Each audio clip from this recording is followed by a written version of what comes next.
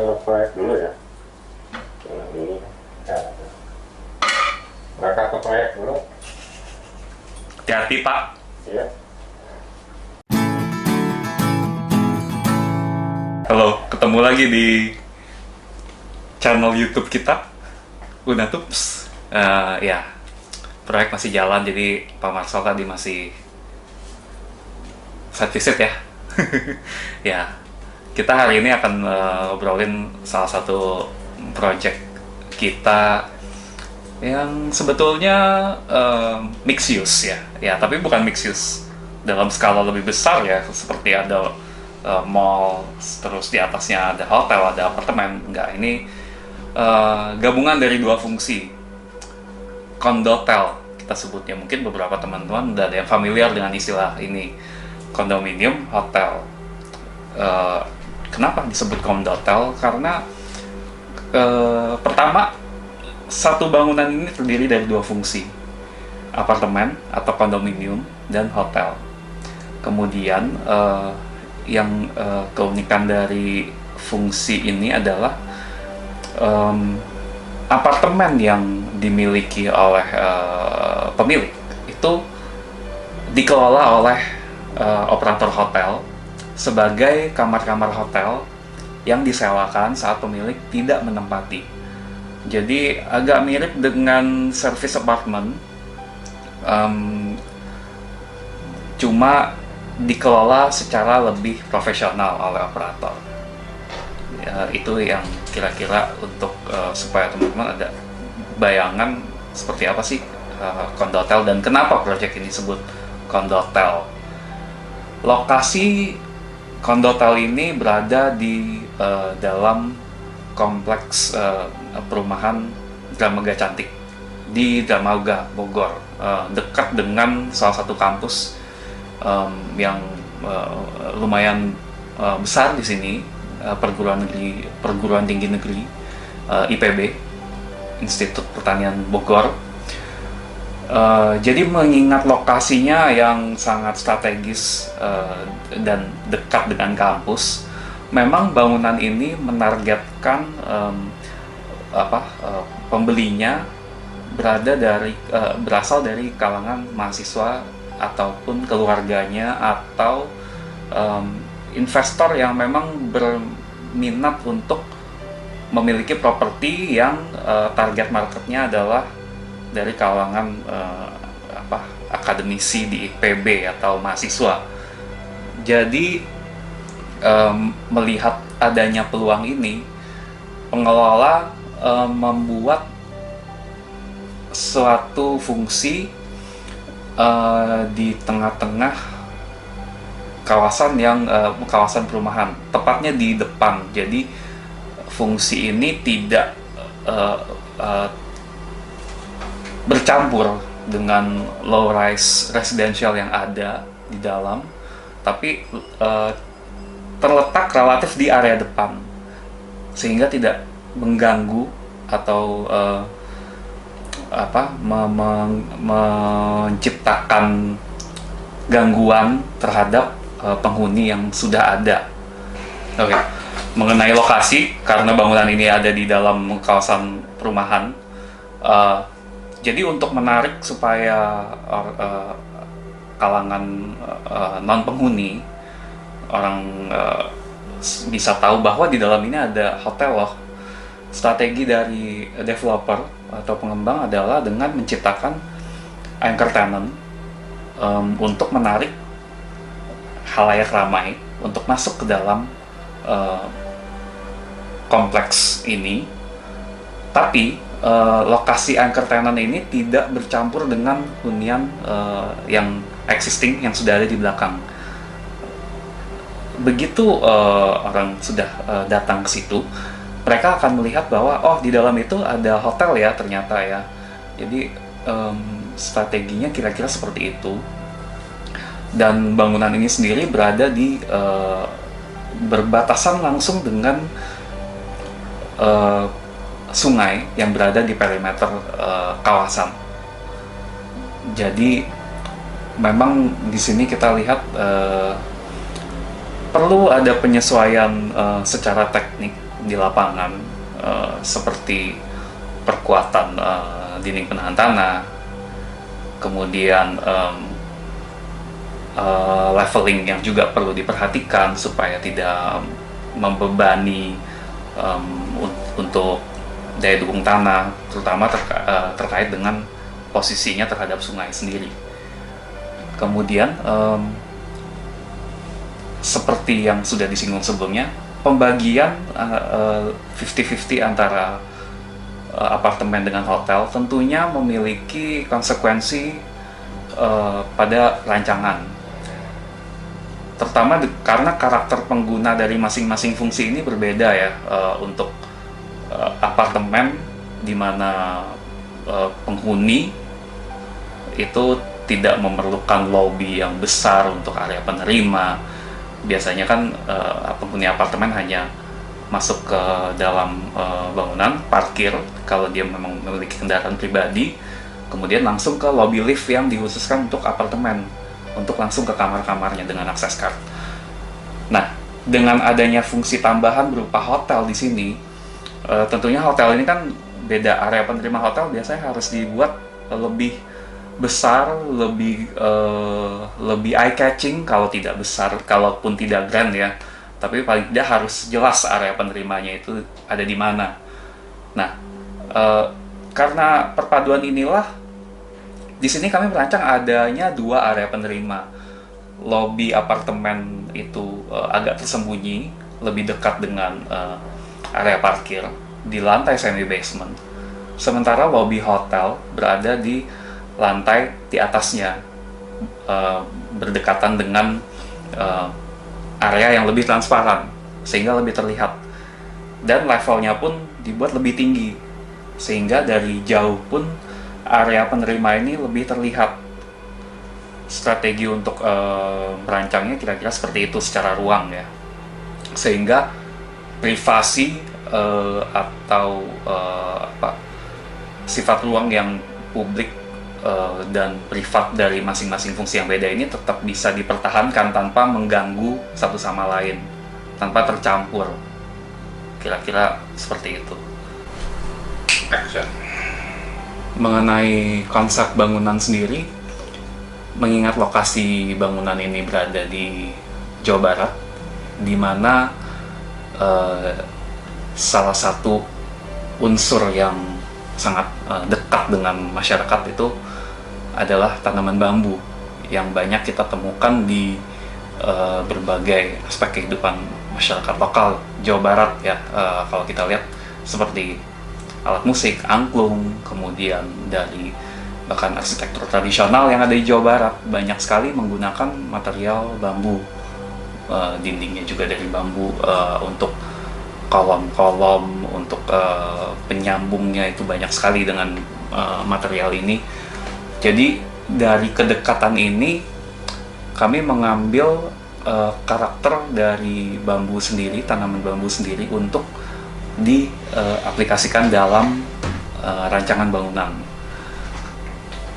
Yang dalam hal ini yang kami tekankan adalah karakter dari bambunya sendiri. Bukan berarti materialnya harus menggunakan bambu.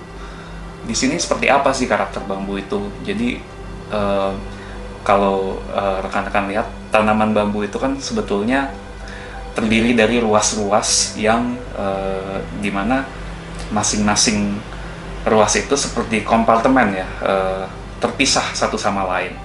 Tapi secara keseluruhan dia membentuk satu ruas bambu yang utuh.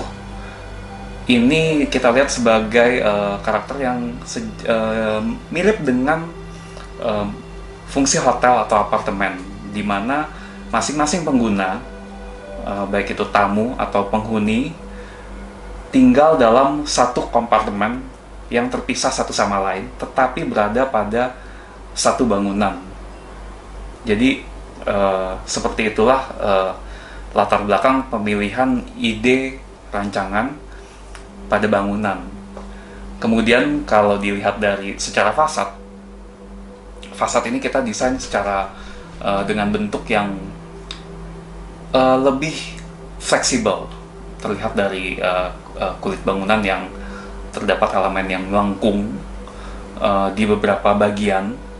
Ini juga terinspirasi dari karakter bambu sendiri yang memang fleksibel ya. Bahkan kalau rekan-rekan familiar itu adalah istilah bend don't break, yaitulah bambu bisa sangat versatile karena itu bisa dimanfaatkan untuk banyak hal dalam kehidupan sehari-hari.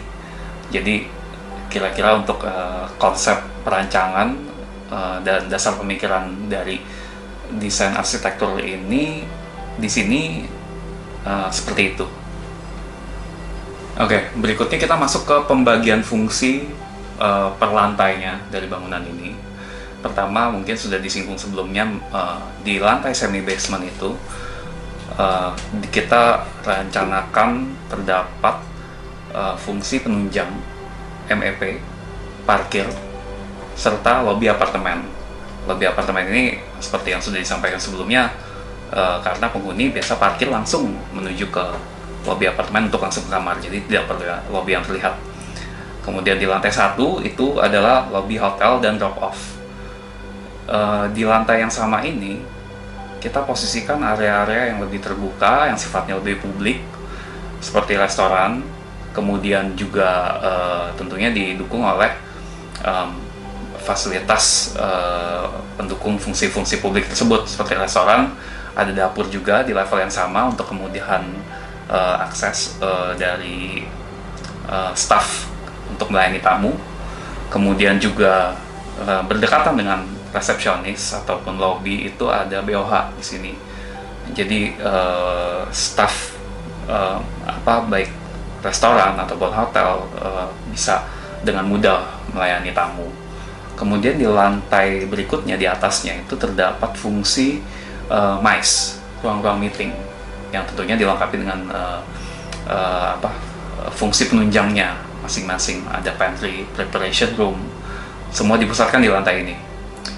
Kemudian di lantai-lantai berikutnya, 5 lantai berikutnya, ini terdapat fungsi hotel, kamar-kamar hotel. Seperti yang sudah disinggung sebelumnya, karena ini adalah kondotel, 50% dari hunian, 50% dari bangunan itu difungsikan sebagai hotel, kemudian 50% selebihnya digunakan untuk apartemen. Jadi di 50% yang bawah inilah yang difungsikan sebagai hotel.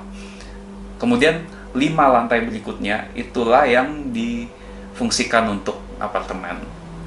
Kemudian di lantai teratas terdapat fasilitas penunjang lainnya, yaitu kolam renang, pool deck, ada bar dan resto, kemudian spa, juga ada area pendukung ataupun untuk fasilitas MEP, roof tank.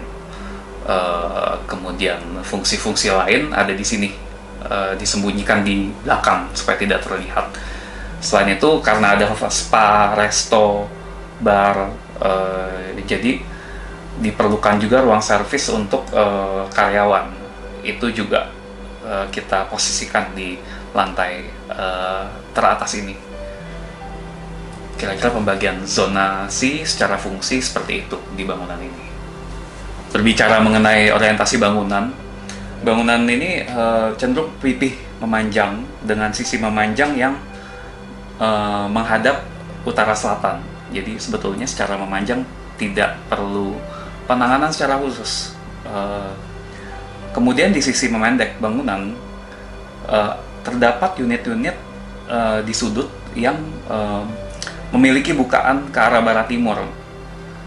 Di satu sisi terdapat potensi view, karena itu untuk unit di sudut ini kami merancangkan ada bukaan.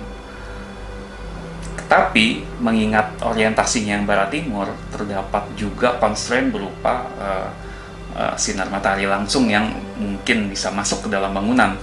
Karena itu di sini kami merancang dengan menggunakan secondary skin yang selain secara fungsi dia bisa menahan sinar matahari langsung untuk masuk dalam bangunan, tapi di sisi lainnya dia juga menciptakan elemen estetis di fasad, terutama dalam hal dia membantu menciptakan lengkungan seperti yang bisa terlihat di fasad bangunan. Ini sebagiannya terbentuk dari secondary skin di sisi pendek bangunan. Secara bentuk kira-kira seperti itu. Berbicara secara teknis material ya, ini tentunya berkaitan dengan warna juga. Bangunan sendiri, kalau rekan-rekan lihat, dengan konsep segmentasi ataupun kompartemen yang sudah kita bahas sebelumnya, warna dibagi menjadi beberapa bagian. Jadi ada bagian yang kita menggunakan warna yang netral. Kemudian ada juga bagian yang menggunakan warna yang lebih kontras. Dalam hal ini corporate color dari operator sendiri, yaitu biru tua. Kedua warna ini dikombinasi pada bangunan sesuai dengan pembagiannya, seperti yang bisa dilihat di fasad. Ada bagian yang di bawah ini abu-abu, kemudian tengahnya biru tua, abu-abu lagi, biru tua lagi. Kira-kira seperti itu. Secara material, untuk bagian dinding finishing dengan cat saja. Kemudian ada bagian-bagian lain yang kita menggunakan kombinasi antara ACP ataupun perforated metal sheet, tentunya dengan rangka masing-masing, dengan detail masing-masing juga. Jadi dari bahan-bahan yang ada ini dikombinasikan sesuai pada bagian-bagian bangunan yang ada, dan membentuk bentuk yang ada seperti sekarang ini, lengkungannya di sisi pendek, kemudian ada garis-garis horizontal di sisi manjang, elemen-elemen vertikal dari sirip-sirip penangkal sinar matahari di sisi memendek. Ini terdiri dari variasi berbagai material. Ya, sekian obrolan ringan kita mengenai kondotel. Sampai ketemu lagi di sesi bincang-bincang berikutnya.